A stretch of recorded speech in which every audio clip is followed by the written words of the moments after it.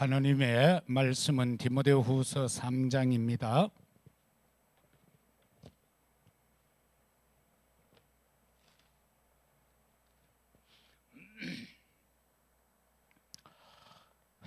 (1절에서) 17절까지 말씀 교독하도록 하겠습니다. 디모데후서 3장 전장을 교독합니다.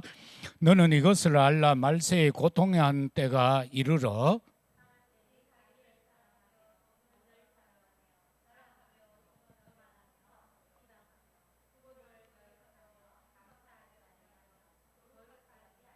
무정하며 원통함을 풀지 아니하며 모함하며 절제하지 못하며 사나우며 선한 것을 좋아하지 아니하며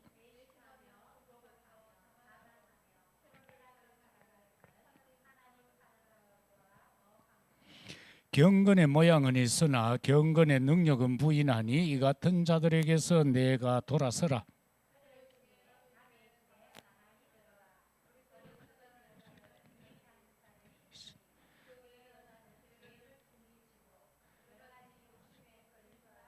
항상 배우나 끝내 진리의 지식에 이룰 수 없느니라.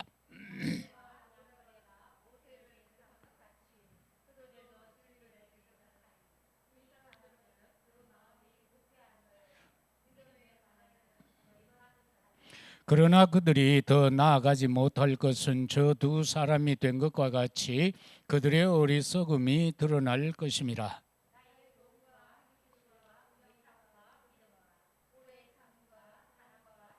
박해를 받음과 고난과 또한 안디옥의 이그니온과 루스드라에서 당한 일과 어떠한 박해를 받은 것을 내가 과연 보고 알았거니와 주께서 이 모든 것 가운데서 나를 건지셨느니라.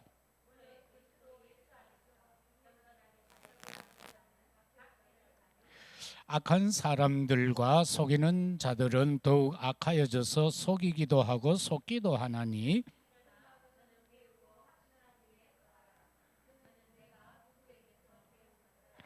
또 어려서부터 성경을 알았나니 성경은 능히 너로 하여금 그리스도 예수 안에 있는 믿음으로 말미암아 구원에 이르는 지혜가 있게 하느니라.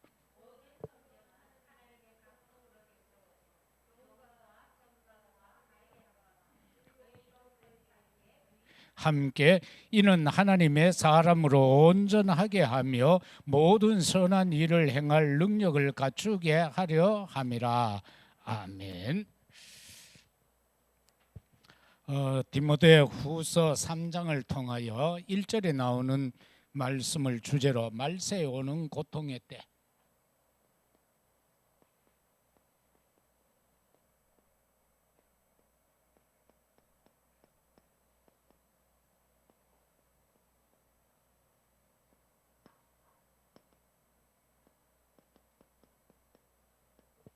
여기에서 먼저 살필 말씀은 왜 말세에 고통의 때가 오는가 하면은 먼저는 이 모든 이 시대의 것들이 다 하나님을 떠난 상태다. 이 하나님을 떠난 상황이다. 이게 바로 창세기 3장의 사건이죠. 여기에서 근본 문제가 여기서 온 겁니다.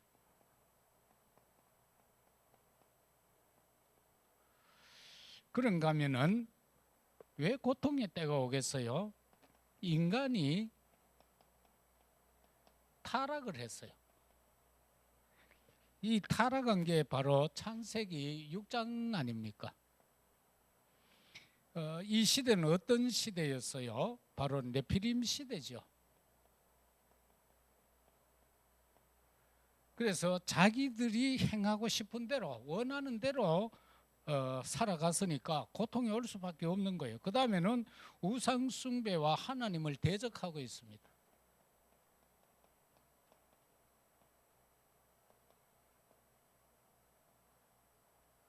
이거는 창세기 11장의 내용이죠. 이거는 딴 게 아니고 바로 바벨탑 사건입니다. 그래서 인간은 모두가 일생을 통해서 탑을 쌓다가 가는 겁니다. 그게 무너질 탑인 줄도 모르고 썩어 문드러질 탑인 줄도 모르고요. 막 탑을 쌓는 거예요. 제 나름대로. 그래서 자기 수준껏 하나님을 대적하는 탑을 쌓습니다. 그래서 모두가 이러한 대적의 탑을 쌓고 있기 때문에 말세에 고통의 때가 올 수밖에 없어요. 먼저 생각해 볼 말씀은 말세에 나타나는 생활 현상입니다.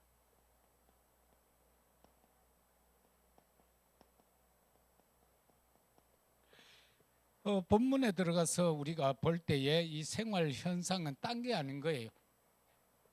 세상의 전체가 보면은 사탄의 망대로 이루어져 있음을 우리는 봅니다.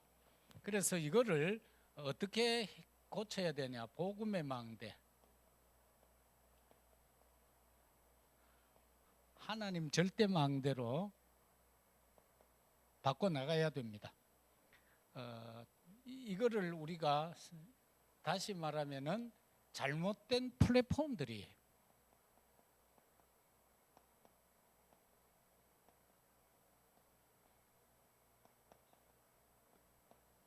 세상에 있는 많은 것들은 전부가 잘못되어진 플랫폼들이에요.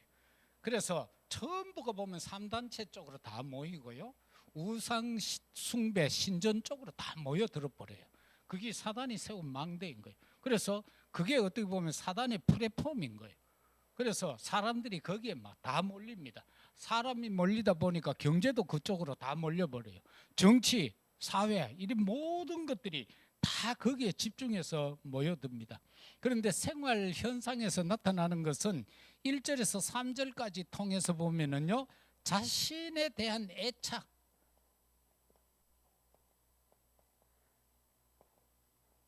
말세가 되면 될수록요, 자신에 대한 애착에 빠져들게 돼요.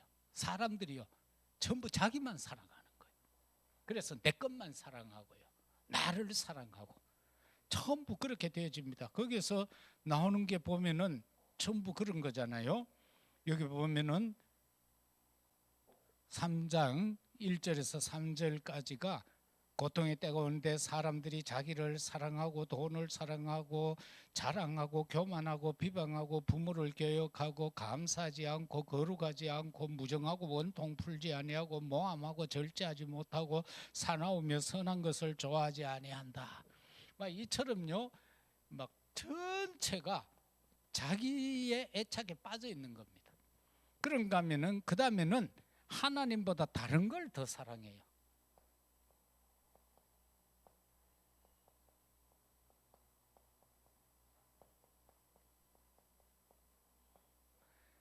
하나님을 사랑하는 게 인간의 근본인데 하나님을 사랑하지 않고 다른 걸 더 사랑해. 이게 바로 말세에 나타나는 생활 현상인 겁니다. 그런가 하면은 경건의 모양은 있는데 막 거룩하고 이런 모양은 있어요. 있는데 경건의 능력은 없어요. 그래서 이 경건의 능력이 있어야 승리를 하는데 어떻게 보면 유대인들은 경건의 모양은 있어요. 막 그저 길거리에서 막 사람들이 보는 앞에서 머리 풀어 헤치고 세수도 안 하고는 막 나는 일주일에 이틀 금식하고 가면서 막 이렇게 손들고 기도하는 그런 모습들이에요. 그러면서 뭐 절대로 뭐 안 먹는다 그러죠. 우리가 사도행전에 나중에 11장 초에 들어가서 보면은 베드로가 막 그런 이야기를 하잖아요. 내가 저 고넬료 집에 막 가기 싫었는데 하나님이 뭐 이래가 보따리를 내리는데 그거 보니까 우리 못 먹는 거 있잖아. 그게 막 내려오더라고. 그러니까 내가 안 먹는다 했는데 3번씩이나 그 가길래 내가 깜짝 놀래가 눈 뜨니까 고넬료가 보낸 심부름꾼들이 왔어. 그래서 내가 할 수 없어 갔어. 가니까 그 사람들이 막 뛰어나와서 그래서 나는 하나님이 아니야 인간이야 그랬다고. 그래서 내가 그 사람들이 대접하는데 먹었어. 그런데 거기서 내가 복음을 전했더니만 그 사람 거기에도 막 성령의 충만의 역사가 일어나서 막 이렇게 얘기를 하는 거예요. 그래서 이 모양은 있어. 그런데 능력이 없더라. 이게 말세가 되면은 이런 현상이 나타나게 되어져 있어요. 그래서 우리는 겉모습보다 진짜 내 안에서 성삼위 하나님이 내 주인도 역사하시는 그 능력이 표출될 수 있어야 된다. 두 번째는 말세에 나타나는 영적 상태. 이 말세에는 어떤 영적 상태가 일어나나 하면은, 이 말세에 저와 여러분들은 뭐로 나가야 돼요? 하나님의 절대 망대를 지키는 파수꾼이 돼야 돼요. 이런 상태가 돼야 돼요. 이거는 이사야 62장 6, 7절이죠. 이 축복 속에 저와 여러분들이 살아야 되는데, 이 영적 상태가 보면은 하나님을 믿지 아니하니까 어떤 현상이 나타나요? 죄짐과 죄에 대한 이 짐에 눌려 살고, 죄짐과 그 다음에는 욕심, 여기에 완전히 잡혀 삽니다. 이게 바로 6절에 그렇게 말씀하고 있죠. 그런가 하면은 이 죄짐과 욕심이다라고 할 때에는 야고보서 1장 15절에 보면 욕심이 잉태한즉 죄를 낳고 죄가 장성한즉 사망을 낳는다, 이렇게 말씀하죠. 바로 죄의 종으로 살아갈 수밖에 없는 거예요. 죄의 지배를 받는다는 겁니다. 죄짐이라는 것은 죄의 지배를 받는 거예요. 다시 말하면 사단의 지배를 받는다는 겁니다. 죄의 종으로, 하나님의 자녀인데 종으로 살아가고 있다라는 거죠. 그런가 하면은 7, 8절을 통해서 보면은 진리를 대적한다. 오늘 읽은 말씀에 보면은 출애굽을 할 때에 그 모세를 대적했던 얀네와 얀브레, 모세를 막 대적하죠. 그래서 막 선동을 하죠. 그렇게 되어서 결과적으로 그들은 버림받은 자들이 되는 걸 봅니다. 진리를 대적한다. 이건 도대체 왜 진리를 대적하면은 실패할 수밖에 없는가? 진리는 바로 예수 그리스도죠. 진리를 알지니 진리가 너희를 자유케 한다. 예수 그리스도만이 우리에게 참된 자유를 줄 수가 있어요. 그렇기 때문에 진리를 대적한다는 것은 그리스도를 대적하는 것이고 복음을 대적하는 것입니다. 그리고 9절에 보면은 이 사람들은 어리석음에 빠진다. 이 영적 상태가요, 어리석음에 빠지는 거예요. 그래서 쉬운 말로 하면은 사단한테 완전히 장악돼 보면요, 영적으로 등신이가 돼버려요. 아무것도 몰라요. 아무것도 모르니까 우상 숭배할 수밖에 없고 자꾸 하나님하고 반대적인 삶을 살 수밖에 없는 겁니다. 그 다음 세 번째는 말세의 고통의 때를 이기는 방법.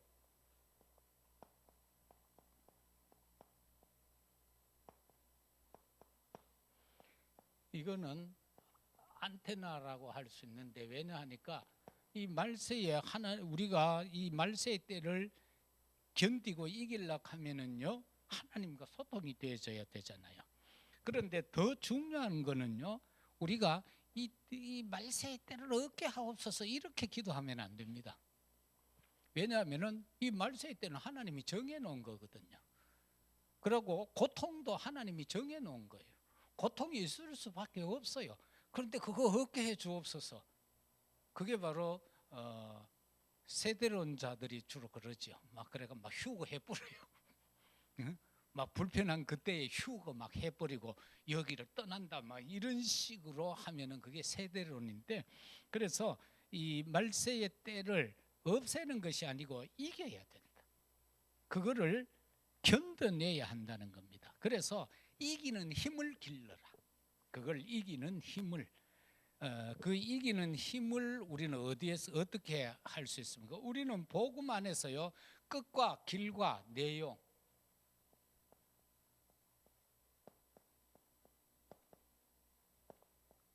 이게 있잖아요. 우리는 끝을 알잖아요. 우리는 길을 알잖아요. 우리는 내용을 알잖아요. 그러면은 이길 수 있다라는 겁니다. 10절에서 14절을 통해서 보면은 배우고 확신한 일에 거하라.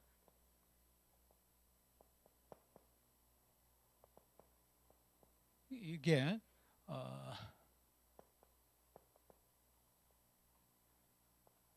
배우고 확신한 일이 뭐예요? 디모데가 네가 네게서 배웠으며, 거기서 보면은 이제 바울이 말하지, 너는 네 어머니하고 외조모에게로부터 배우고 확신했다. 그리고 나를 만나서 배웠다. 복음에 대해서.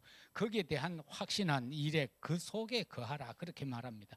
그러면서 말세의 고통의 때를 이기는 방법은 딴 거 아니에요. 하나님의 말씀이에요.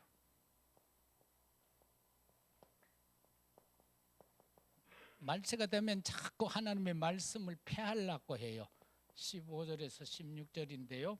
그러나 저와 여러분은 하나님의 말씀을 굳게 붙잡고 있으면은요, 바로 승리하게 됩니다. 그것을 이기게 된다라는 겁니다.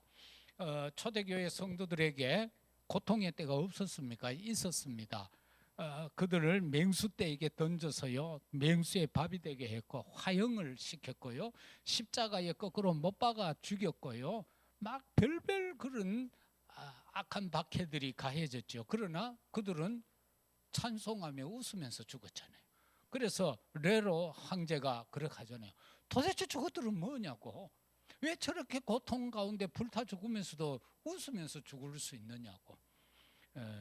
그랬던 것처럼 저와 여러분은 하나님의 말씀 안에 굳게 서면은, 말씀을 붙잡으면은 우리는 이 고통의 때를 이길 수 있는 자가 된다. 그래서 중요한 것은 하나님과 말씀과 기도에 세 가지 집중을 해야 돼요.